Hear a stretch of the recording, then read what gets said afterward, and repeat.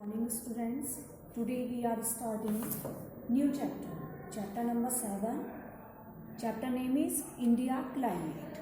Okay, इस chapter में हम इंडिया के क्लाइमेट के बारे में डिस्कस करते हैं। तो सबसे पहले हम इस चैप्टर में क्या पढ़ने वाले हैं, क्लाइमेट ऑफ इंडिया, इंडिया की क्लाइमेट कैसी है, क्या इम्पैक्ट है, कौन कौन से फैक्टर हैं जो क्लाइमेट ऑफ इंडिया को बहुत अफेक्ट करते हैं, साइकिल ऑफ सीजन्स क्या है एंड डिस्ट्रीब्यूशन ऑफ रेनफॉल, ये सारे टॉपिक्स हम इसमें डिस्कस करेंगे।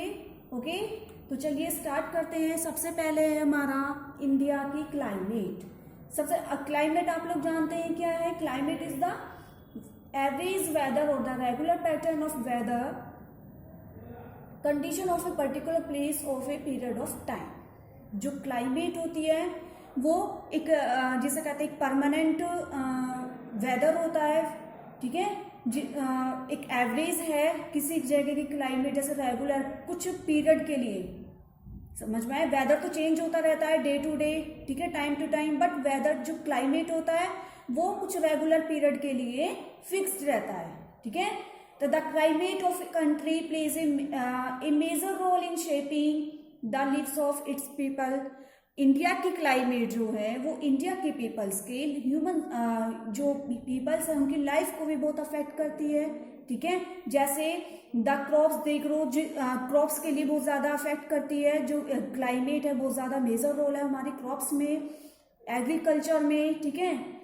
क्लाइमेट के अकॉर्डिंग ही जो पीपल्स हैं वो क्लॉथ वियर्स करते हैं। अगर कोल्ड रीजन में रहते हैं तो वूलन क्लॉथ्स की उनको नीड होती है, अगर समर रीजन में रहते हैं तो उनको लाइट वेट के वियर वो क्या करते हैं, क्लॉथ्स करते हैं, ठीक है। जब सब अपनी अपनी जगह के फेस्टिवल्स भी सेलिब्रेट करते हैं। तो क्या है, क्लाइमेट पर डिपेंड करता है सब कुछ, ठीक है। तो climate is one of the most fundamental elements of our natural environment. Okay, जो क्लाइमेट है वो ह्यूमंस लाइफ को बहुत वेराइटी में अफेक्ट करती है, हर तरह से अफेक्ट करती है। और ये क्लाइमेट क्या है, जो इंडिया की क्लाइमेट है, अगर हम बात करें क्लाइमेट ऑफ इंडिया की, तो जो इंडिया की क्लाइमेट है उसको मॉनसून टाइप की क्लाइमेट भी कहा जाता है। और ये जो मॉनसून है इसका ये क्या है, एक अरेबिक वर्ड है, इसका मीनिंग होता है मौसम। अरेबिक में अगर हम इसकी बात करें तो इसका मीनिंग है मौसम, ठीक है, जिसका मीनिंग होता है सीजन। समझ में आया क्या होता है, सीजन, सीजन। तो इस टाइप की जो क्लाइमेट है ये मेनली कहाँ पाई जाती है, साउथ में, साउथ ईस्ट एशिया में, ठीक है। आप लोग ध्यान रखेंगे, this type of climate mainly found in south and south east Asia, ठीक है। और जो इंडिया की क्लाइमेट है वो किससे इन्फ्लुएंस्ड होती है, मॉनसून विंड से। मॉनसून विंड्स जो हैं वो इतनी स्ट्रॉन्ग होती हैं कि वो क्लाइमेट ऑफ इंडिया को अफेक्ट करती है, ठीक है, इसलिए इसको मॉनसून टाइप की क्लाइमेट कहा जाता है। समझ में आया, ठीक है। और अगर हम इसके इम्पैक्ट की बात करें तो क्लाइमेट तो भैया जहाँ की जैसी ही होगी वहाँ की ह्यूमन लाइफ वैसे ही हमें अपनी बितानी पड़ेगी ना, ठीक है। वहाँ का हमें ऑक्यूपेशंस भी उसी हिसाब से करना पड़ेगा। अगर हमारी क्लाइमेट बहुत ज़्यादा ठंडी है तो एग्रीकल्चर ज़्यादा अच्छी नहीं होगी, ठीक है। मॉडरेट होगी तो हमारे एग्रीकल्चर के लिए बहुत ज़्यादा परफेक्ट होगी, ठीक है। हमें उसी तरह की लाइफ स्टाइल करनी पड़ती है अपनी, ठीक है, चेंज करना पड़ता है, अपनी हैबिट्स चेंज करनी पड़ती है, अपना और अपना हैबिटेशंस भी चेंज करना पड़ता है, ठीक है। हमें अपने हाउसेस उसी हिसाब से बनाने पड़ते हैं, हाउस की शेप उसी हिसाब से करनी पड़ती है, ठीक है। अभी मैंने आपको आप लोग जानते होंगे राजस्थान में हॉट, सारा वो जो रीजन है वो हॉट रीजन है ना, तो वहाँ के जो घर होते हैं वो मड से बने हुए होते हैं। मड से, आपने ह्यूमन सेटलमेंट में पढ़ा होगा, मड से घर बने होते हैं, ठीक है। नहीं, आपकी उसमें नहीं है, वो 6th क्लास में है। जो हॉट रीजन होता है, जो हॉट रीजन में जो हाउसेस होते हैं वो मड से बने हुए होते हैं, कीचड़ से बने हुए होते हैं। क्यों, क्योंकि जो डे टाइम होता है उसमें वो कूलिंग, जो सनलाइट होती है वो उन घरों को क्या करती है, कूलिंग देती है, ठीक है, जिससे जो घर हैं वो ज़्यादा हीट गेट ना करें और जो उस घर में रहने वाले पीपल्स हैं उनको जो कूलिंग मिलती रहे, ठीक है। तो इसलिए हाउसेस के शेप्स, ठीक है, सब कुछ चेंज करना पड़ता है क्लाइमेट के अकॉर्डिंग। अब ये कुछ फैक्टर्स हैं जैसे लैटिट्यूड, एल्टीट्यूड, ठीक है, Himalayan mountain, distance from the sea, ठीक है, ये सारे कुछ फैक्टर्स हैं जो क्लाइमेट ऑफ इंडिया को अफेक्ट करते हैं। और ये सारे फैक्टर्स बहुत ही मेजर रोल प्ले करते हैं as a whole country, in a whole country. ठीक है, अब हम बात करते हैं लैटिट्यूड की। फर्स्ट फैक्टर है लैटिट्यूड। अभी लैटिट्यूड क्या है, लैटिट्यूड और लॉन्गिट्यूड आपने पहले पढ़े हैं। ठीक है, लॉन्गिट्यूड जो होता है डे टाइम को फिक्स करते हैं, ठीक है, डे नाइट को टाइम फिक्स करते हैं। और लैटिट्यूड क्या करते हैं, हमारे क्लाइमेट को क्या करते हैं, क्लाइमेट को फिक्स करते हैं। ठीक है, जो हमारा क्लाइमेट ऑफ इंडिया है, अगर हम इंडिया की बात कर रहे हैं तो जो क्लाइमेट है इंडिया की वो लैटिट्यूड्स पर डिपेंड करती है। ठीक है, लैटिट्यूड इंडिया के क्लाइमेट को कैसे अफेक्ट करते हैं, जैसे एक इमेज है यहाँ पे इंडिया के मैप की, आप पहले भी पढ़ चुके हैं, ये आपको पता होगा लॉन्गिट्यूड कौन से है और लैटिट्यूड कौन से हैं। ये इंडिया का मैप है। ठीक है, तो यहाँ पे जो लैटिट्यूड्स होते हैं वो भाई वो सभी जानते हैं, tropic of Cancer 23.5 degree north. ठीक है, पता है सभी को। तो जो लैटिट्यूड है, जो इंडिया है, India lies between 8 degree north से लेकर 37 डिग्री नॉर्थ लैटिट्यूड तक वेरी करते हैं लैटिट्यूड्स ये सारे। ठीक है, ये देख रहे हैं आप, ये जो वेस्ट टू ईस्ट जा रहे हैं ये सारे लैटिट्यूड्स। ठीक है, तो ये जो हमारी ट्रॉपिक ऑफ कैंसर है ये हमारे इंडिया को 2 पार्ट्स में डिवाइड करती है। ये जो 0 डिग्री होती है लैटिट्यूड, और ये जो यहाँ पे जो इंडिया के मिडल से हमारा क्रॉस हो रही है ट्रॉपिक ऑफ कैंसर, ये हमारे इंडिया को 2 पार्ट्स में डिवाइड कर रही है, northern part and southern part. ठीक है, अब जो ये नॉर्दर्न पार्ट है, कौन कौन सा, जो नॉर्दर्न पार्ट है इसको कहते हैं सब ट्रॉपिकल जोन। कौन सा कहते हैं, सब ट्रॉपिकल जोन। और जो हमारा साउदर्न पार्ट है इसको कहते हैं ट्रॉपिकल जोन। क्या कहते हैं, ट्रॉपिकल जोन। ओके, इसके बाद इसी के जो हमारा यहाँ पे ये वाला जो एरिया है ट्रॉपिक ऑफ कैंसर वाला, आप सभी जानते हैं यहाँ पे सनरेज डायरेक्ट पड़ती हैं, तो ये सबसे ज्यादा हॉट होता है या नहीं।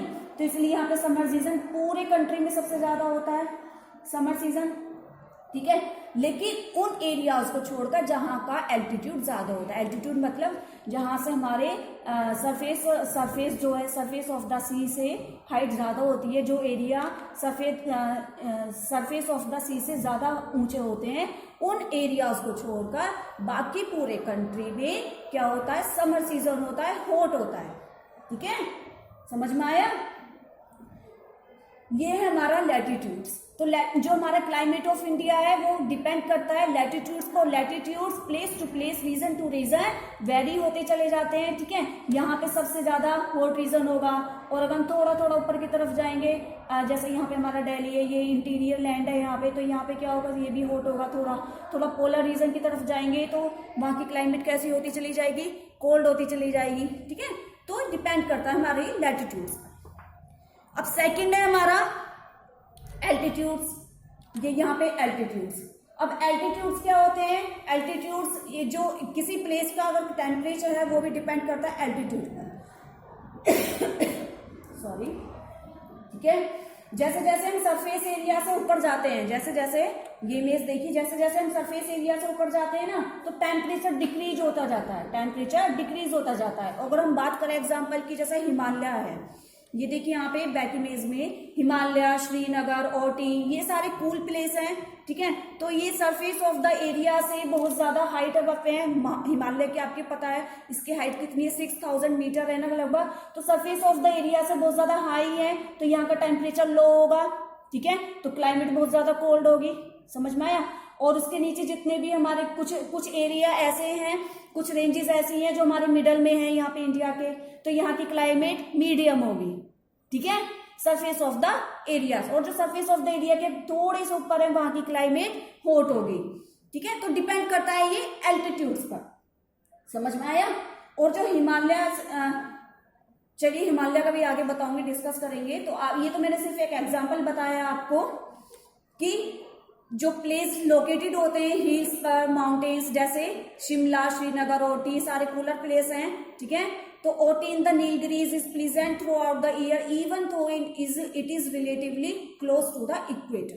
ठीक है, इसके बाद थर्ड है हमारा, कौन सा है थर्ड फीचर हमारा, हिमालय माउंटेन। अभी मैंने आपको बताया हिमालय क्या है हमारा, ये यहाँ पे नॉर्थ में है, ठीक है। हिमालय की हाइट सबसे ज्यादा है, 6000 फीट है, ठीक है। तो फिर क्या है, ये बहुत ज्यादा high and extensive mountain system है हमारे, जो हमारे इंडिया को प्रोटेक्ट करता है फ्रॉम द कोल्ड विंड्स। जो ये यहाँ से नॉर्थ ईस्ट से आने वाली जो कोल्ड विंड्स हैं, इनसे हमें प्रिवेंट करता है, ये ठंडी हवाओं को रोके रखता है, ठीक है। समझ में आया? तो जो हिमालय है वो प्रिवेंट करता है कोल्ड विंड्स को फ्रॉम सेंट्रल एशिया, ठीक है, entering the sub continent, India को इंडिया में आने से रोकता है, कोल्ड विंड्स को रोकता है, ठीक है। और दूसरा, और जो हिमालयाज होते हैं वो ऑब्स्ट्रक्ट करते हैं साउथ वेस्टर्ली मानसून विंड्स को। अभी बताया साउथ वेस्टर्ली, जो साउथ वेस्ट से आने वाली विंड्स है उनको ऑब्स्ट्रक्ट भी करता है, ठीक है। यहाँ पे ये हिमालय की रेंजेस हैं, ये यहाँ पे एज ए बॉडीगार्ड होता है, तो साउथ वेस्ट से जो जितनी भी मानसून विंड्स हैं उनको ये ऑब्स्ट्रक्ट करता है, ठीक है। जो क्यों ऑब्जर्व करता है, क्योंकि अगर ये साउथ वेस्ट वाली विंड्स हमारे यहाँ पे इंटीरियर लैंड की तरफ आएंगी तो बहुत ज्यादा हैवी रेनफॉल का केसेस हो सकती है, ठीक है, नॉर्थर्न पार्ट के लिए। समझ में आया? इसके बाद एल्टीट्यूड आप लोगों ने जान लिया। अब बात करते हैं हम distance from the sea. Distance from the sea, अब देखिए यहाँ पे The seas have a moderating effect on the temperature in the coastal areas. Coastal areas आप सभी जानते हैं कौन से हैं, ये हमारे यहाँ पे साउथ में है। साउथ में क्या है, कोस्टल एरियाज हैं यहाँ पे, ठीक है। तो जो एरियाज साउथ यहाँ पे कोस्टल एरिया से ज्यादा हाइट पे होंगे तो वहां की क्लाइमेट कोल्ड होगी, ठीक है। जैसे जैसे हम थोड़ा सा नीचे आएंगे तो वहां की क्लाइमेट थोड़ी कम होगी, मीडियम होगी, ठीक है। तो बहुत सारे वेरिएशंस में क्लाइमेट डिफरेंट हो सकती है। डिस्टेंस फ्रॉम द सी, समझ में आया? और दूसरा इसमें डिस्टेंस फ्रॉम द सी में क्या है, जैसे पेनिनसुलर आपने पढ़ा है, पेनिनसुलर साउथर्न इंडिया का पेनिनसुलर जो है, पेनिनसुलर प्लेन, ठीक है, वो बहुत बड़ा लॉन्ग कोस्ट लाइन है। यहाँ पे हमारा ये कोस्टल एरिया है ना सारा, ठीक है। तो यहाँ पे इक्वेबल क्लाइमेट होती है, क्योंकि जो लैंड है और ये जो कोस्टल एरिया है यहाँ पे ये जिसे कहते हैं एडजस्टेबल होता है। यहाँ पे लैंड और यहाँ का ये जो कोस्टल एरिया, यहाँ की विंड्स, ये इक्वेबल क्लाइमेट होता है यहाँ का, ना ज्यादा ठंडा ना ज्यादा गर्म, ठीक है। और जैसे जैसे हम अपने यहाँ से सी से ऊपर जाएंगे तो यहाँ की क्लाइमेट डिफरेंट होती चली जाए। समझ में आया? ये हो गया हमारा, जैसे Chennai express less variation in temperature, Chennai जो है, ठीक है। ये एग्जांपल्स आप लोग पढ़ लेना।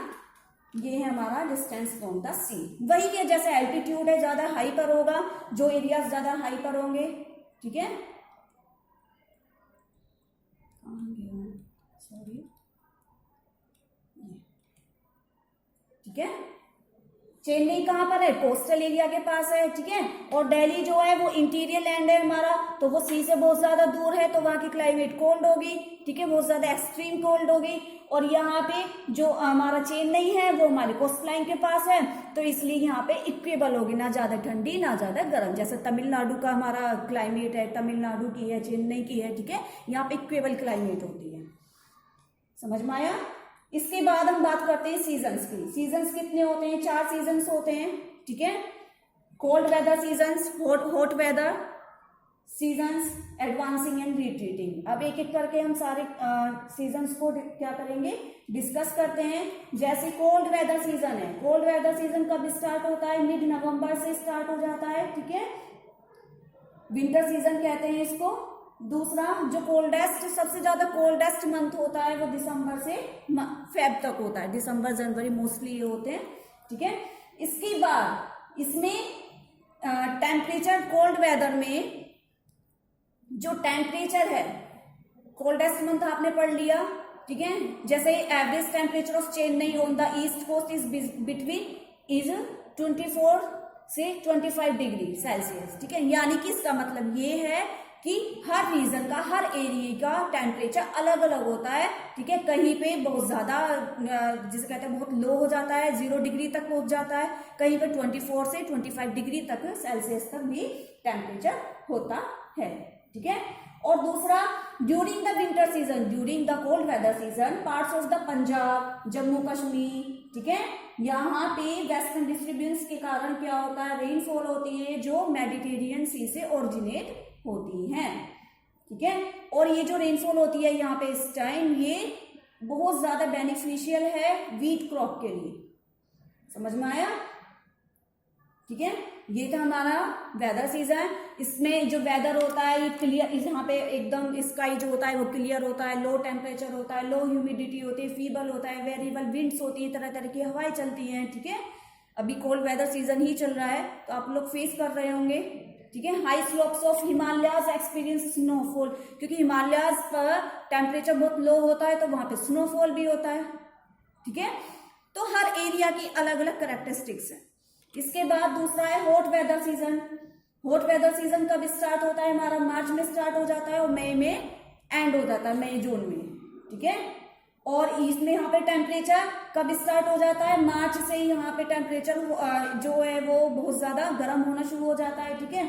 और सबसे ज्यादा जो हाईएस्ट होता है वो मई के एंड में और जून के स्टार्टिंग में आप लोग फेस करते हैं, बहुत ज्यादा गर्मी पड़ती है, ठीक है। यहाँ पे लू हवाएं चलती हैं, gusty, hot, dry, winds blow, ये सारे आप लोग फेस करते हैं, ठीक है। In West Bengal these storms are known as, ठीक है। At the end of summer season pre monsoon shower are common. जब जुलाई अगस्त आता है तो रेनफॉल होने लग जाती है ना थोड़ी थोड़ी, तो उसको प्री मानसून का कहते हैं, ठीक है। समझ में आया। इसके बाद यहाँ पे आप लोग जानते ही हैं जो हॉट एंड ड्राई विंड्स भी चलती है ना, बहुत सूखी सूखी से बहुत गर्म हवाएं चलती हैं गर्मियों में, उसको लू हवाएं कहते हैं। क्या कहते हैं, लू, ठीक है। इसके बाद हम बात करते हैं अपने तीसरे सीजन की, एडवांसिंग मानसून। इसको कहते हैं रेनी सीजन। क्या कहते हैं, रेनी सीजन। और ये कब स्टार्ट होता है, जून से सितंबर तक रहता है, जून से सितंबर तक, ठीक है। ये हॉट ड्राई सीजन होता है और इसको साउथ वेस्ट मानसून भी कहते हैं। क्या कहते हैं, साउथ वेस्ट मानसून, क्योंकि साउथ वेस्ट से जो विंड्स आती हैं वो हमारे इंडिया के जो हमारा सब कंटिनेंट है, जो हमारा कंटिनेंट है, उसको अफेक्ट करती हैं साउथ वेस्ट विंड्स, ठीक है। यहाँ पे क्या होता है, बहुत ही वेट एंड ड्राई स्पेल होता है, यानी कि जो हवाएं चलती हैं कभी वेट एंड ड्राई स्पेल होती हैं, ठीक है। और ये जो सारी ये सब कुछ जो डिपेंड करता है, वो कैसे डिपेंड करता है, किस पर डिपेंड करता है, मानसून विंड्स पर, साउथ वेस्ट मानसून विंड्स पर डिपेंड करता है। जब जो हवाएं हैं, ये देखिए यहाँ पे इमेज में दिखाऊंगी मैं, ये देखिए साउथ वेस्ट, ये साउथ वेस्ट वाला एरिया है ना, यहाँ से जो विंड्स चलेंगी वो यहाँ से नॉर्थ की तरफ आएंगी, नॉर्थ टू ये फिर रिवर्स होंगी, फिर से साउथ की तरफ आएंगी, ठीक है। तो ये जो साउथ वेस्ट विंड्स हैं ये हमारे इंडिया के जो क्लाइमेट को अफेक्ट कर रही है, वो कैसे कर रही है, जो ये जो विंड्स हैं जब हमारी इंडिया के अंदर आ रही हैं, हमारी कंट्री में पहले नॉर्थ की तरफ चलेंगी, फिर रिवर्स होकर फिर से साउथ की तरफ आएंगी, ठीक है। इसलिए धीरे धीरे ये साउथ की तरफ आती रहती है। आगे आप पढ़ेंगे रिट्रीटिंग मानसून, यहाँ पे जो सन होता है वो धीरे धीरे फिर साउथ की तरफ आ जाता है, ठीक है। समझ में आया। और इंडिया में सबसे ज्यादा रेनफॉल कब होती है, वो इन्हीं मंथ्स में होती है, जून, जुलाई, सितंबर, अक्टूबर, ठीक है, यही होती है सबसे ज्यादा, ठीक है। इसलिए इसको रेनी सीजन कहते हैं। इसके बाद जो फोर्थ है हमारा, कौन सा है, रिट्रीटिंग मानसून। कौन सा है, रिट्रीटिंग मानसून। इसमें क्या है, ये अक्टूबर नवंबर से स्टार्ट होता है, ठीक है। This season extends from October to November and this season is known as retreating monsoon season because the monsoon winds withdraw during the season. इस सीजन को रिट्रीटिंग मानसून भी कहते हैं। ये हमारे सीजन्स का सबसे लास्ट सीजन होता है, ठीक है। यहाँ पे जो हमारी विंड्स होती हैं, साउथ वेस्ट विंड्स जो होती हैं, वो हमारी कंट्री से विड्रॉल होनी शुरू हो जाती है, ठीक है। By the beginning of the October the monsoon withdrawal from the northern plains. जो इंडिया का नॉर्दर्न प्लेन्स है, वहां से साउथर्न जो मानसून विंड्स होती हैं वो हमारी कंट्री से निकलनी शुरू हो जाती है, ठीक है। समझ में आया। और उसी टाइम जो इस आसमान होता है एकदम साफ चमकने लग जाता है, जो सनलाइट होती है वो भी एकदम बहुत ज्यादा जिसे कहते हैं चुभने वाली होती है, ठीक है। तो ये हमारा इसका एक रिमार्क है, समझ में आया। इसके बाद जो अक्टूबर का मंथ होता है, अक्टूबर का month due to high temperature and humidity, इसका क्या मतलब है भाई, जब जो हमारा पहला वाला सीजन गया कौन सा, मानसून सीजन, ठीक है, एडवांसिंग सीजन, उसको रेनी सीजन कहते थे भाई, उन दिनों में सबसे ज्यादा रेनफॉल अकर होती है ना, तो बहुत ज्यादा बारिश बारिश, गीलापन, सब कुछ वेट वेट रहता है, गीला गीला रहता है, ठीक है, टेम्परेचर भी बहुत ज्यादा हाई होता है। तो एक तो टेम्परेचर बहुत ज्यादा हाई है, सनलाइट बहुत ज्यादा होती है, और ऊपर से ह्यूमिडिटी, क्योंकि जो बारिश होती है, बारिश वाले सीजन होता है वो, तो उस वजह से जो वेदर है, अक्टूबर का जो मौसम होता है वो बहुत ज्यादा ऑप्रेसिव होता है, ठीक है, यानी कि जो उस समय जो सनलाइट होती है, जब सनराइज होता है तो वो बहुत ज्यादा चुभने वाली होती है, धूप जो वो चुभने लग जाती है, पसीने पसीने से आने लग जाते हैं, तो उसको अक्टूबर हीट भी कहा जाता है। ये ध्यान रखना, अक्टूबर हीट क्यों होती है, ये क्या मतलब है, due to high temperature and humidity the weather is rather oppressive during the day, ठीक है, ओके। ये मेन पॉइंट्स थे जो हमने आपको बताए, इस सबको ध्यान रखना है। और इसमें सन जो होता है वो साउथ की तरफ आता रहता है, ठंडी ठंडी हवाएं चलती हैं, ठीक है, और इस सीजन में रेन कम होती है, सबसे ज्यादा रेन तो आपको पता है कौन सा सीजन में होती है, एडवांसिंग सीजन में होती है, ठीक है, सनलाइट बहुत ज्यादा निकल होती है, सन पूरे दिन चमकता है टिल नून तक, और बहुत ज्यादा जिसे कहते हैं हमारी जो बॉडी है वो सहन नहीं कर पाती उसकी सन हीट को, ठीक है। इसके बाद डिस्ट्रीब्यूशन ऑफ रेनफॉल, आप सभी जानते हैं हमारे जो इंडिया है, और इसमें हम क्या पढ़ रहे हैं, क्लाइमेट ऑफ इंडिया पढ़ रहे हैं। तो क्लाइमेट ऑफ इंडिया में हमने पहले क्या पढ़ा था, क्लाइमेट के बारे में, सीजन्स के बारे में, हम बात करते हैं रेनफॉल के बारे में कि हमारी जो इंडिया है किस एरिया में कहाँ पे कितनी रेनफॉल होती है। अगर हम उसको मेजर करें, कौन कौन से स्टेट ऐसे हैं, कौन कौन से एरियाज ऐसे हैं जहाँ पे रेनफॉल सबसे ज्यादा होती है, ठीक है। तो एक तो आप सभी को पता है कि हमारी क्लाइमेट की इंडिया की क्लाइमेट है वो इक्वल तो है नहीं, बहुत सारे वेरिएशंस हैं उसमें, ठीक है, डिफरेंट होती है हर जगह की क्लाइमेट, ठीक है, कभी इक्वल नहीं है, एक सेम यूनिफॉर्म में नहीं रहती। तो distribution of climate in our country is determined by direction of the rain, leading winds and relief features, ठीक है। तो जो डिस्ट्रीब्यूशन ऑफ रेनफॉल है उसको जो मेन जो कोज है वो है हमारी विंड्स, मॉनसून विंड्स। और वर्ल्ड में सबसे ज्यादा जो रेनफॉल होती है वो मौसिनराम है, मौसिनराम जगह है चेरापूंजी के पास, ठीक है, इन मेघालय में चेरापूंजी के पास मौसिनराम है, वहां पे सबसे ज्यादा रेनफॉल पाई गई है, ठीक है, रिकॉर्ड है वहां पे 1142 सेंटीमीटर पर एनम रेनफॉल मेजर की गई, ठीक है। इसके बाद अब हम बात करते हैं एरिया ऑफ हैवी रेनफॉल, जहां पे सबसे ज्यादा रेनफॉल होती है, यहाँ पे 200 सेंटीमीटर से ज्यादा है। ये स्टेट आप देख सकते हैं, southern slopes of the eastern Himalayas, Assam, Bengal. और मॉडरेट में क्या आता है, यहाँ से 100 से 200 सेंटीमीटर के बीच में रेनफॉल पाई गई है पर एनम, जैसे western Ghats, Ganga valley, eastern Maharashtra, Madhya Pradesh, ठीक है, ये स्टेट आपको याद रखने हैं। एरियाज ऑफ मॉडरेट रेनफॉल, यहाँ पे जो रेनफॉल है वो 50 to 100 सेंटीमीटर पर एनम पाई गई है, ठीक है, जैसे upper Ganga valley, eastern Rajasthan and Punjab, Andhra Pradesh, Tamil Nadu, ये एरियाज आपको याद रखने हैं। इसके बाद स्कैंटी रेनफॉल, यहाँ पे सबसे कम रेनफॉल पाई जाती है, 50 सेंटीमीटर से भी कम, ठीक है, northern parts of the Kashmir, western Rajasthan and Punjab, ठीक है, ये सारे एंड डेक्कन प्लेट्यू भी है, ठीक है, ध्यान रखना है आप सभी को।